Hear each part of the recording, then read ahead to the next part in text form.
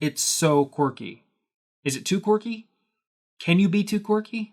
Let's find out. The Royal Tenenbaums was written and directed by Wes Anderson, and the story is about the Tenenbaum family. Royal Tenenbaum and his wife Etheline had 3 genius children, each of which grew up to be very successful adults. But after each suffered a personal tragedy, they all return to their family home.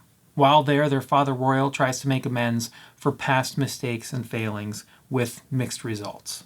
So Wes Anderson is all over the map for me. Some movies I love, some movies I hate, and some are just sort of in the middle. For example, I hate Rushmore, but I love The Grand Budapest Hotel. Moonrise Kingdom's kind of whatever, and so there's clearly a spectrum happening with all of his movies. And I'd never seen The Royal Tenenbaums before, so I was really curious to see where this movie would wind up in that whole spectrum. Without a doubt, the best part of this movie is the cast. This movie's cast is insane. It includes Gene Hackman, Ben Stiller, Gwyneth Paltrow, Luke Wilson, Owen Wilson, Danny Glover, and of course, the ever wonderful and lovable Bill Murray. It's also really nice that all the characters they play are genuinely interesting. They all feel like they could carry their own movies or have their own spin-off of some kind, and we could explore all of their lives in detail if we really wanted to. What do you propose to do? I can't say, really. Make up for lost time, I suppose. First thing I want to do is take you out to see your grandmother at some point. Haven't been out there since I was 6. You know, Rachel's buried out there, too. Who? My wife. Oh, that's right, isn't it? Well, we'll have to swing by her grave, too.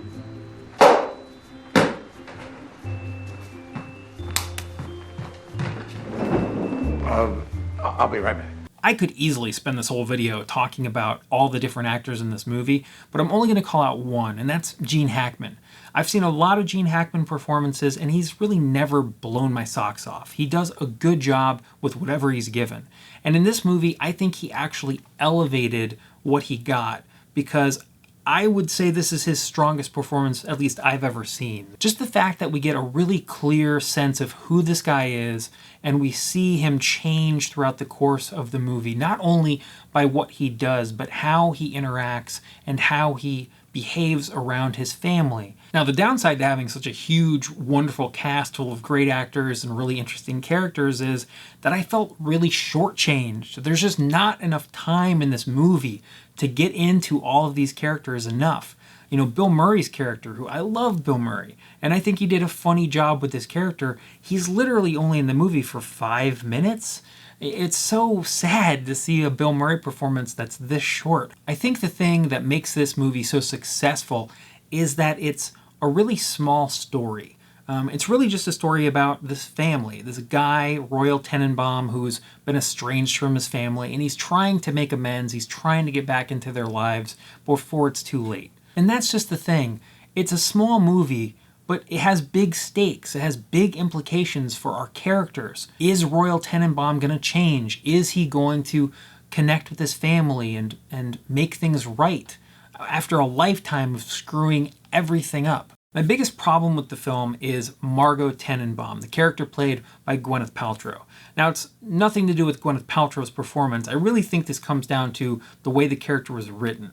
The thing that really drives me nuts about Margot Tenenbaum is that every character in the movie is in love with her. And look, I get that she's beautiful and she's talented, but never do I get a sense of who she really is and why these people, these really talented, really wonderful people, are all falling in love with this woman. Why? I don't get it. I don't understand it. And the thing about it is that if it was a side plot and it didn't matter okay, whatever, it was just sort of a thing that fell through, or maybe they cut it out in the edit. But the fact is, it's a key plot point. It's a huge plot point. It's a linchpin of the whole movie. If you can't sell that idea with the performance and with the writing of the character, it doesn't really work. And so I think that's the biggest problem, is that you just have to take it on faith that everybody's falling in love with her because she looks like Gwyneth Paltrow and she's really talented. But we're never giving any reason beyond that, which just feels shallow, and it feels very weak to me. The beginning of the movie also felt kind of slow. I think it's just because there were so many characters in this movie that they had to kind of spend time keep introducing more and more characters. So it just felt like a long time before the movie really started to pick up the pace and get moving. My final score for the Royal Tenenbaums is going to be a 9 out of 10. Surprise, surprise, this is one of my favorite Wes Anderson movies. It's just a nice story. It's well executed with great acting, an amazing cast, and some really good music to boot.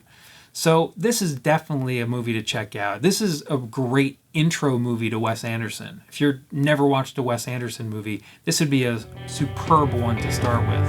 Thank you so much for watching my review of the Royal Tenenbaums. If you liked the video, consider leaving a like, maybe a comment. And if you really liked the video, consider subscribing.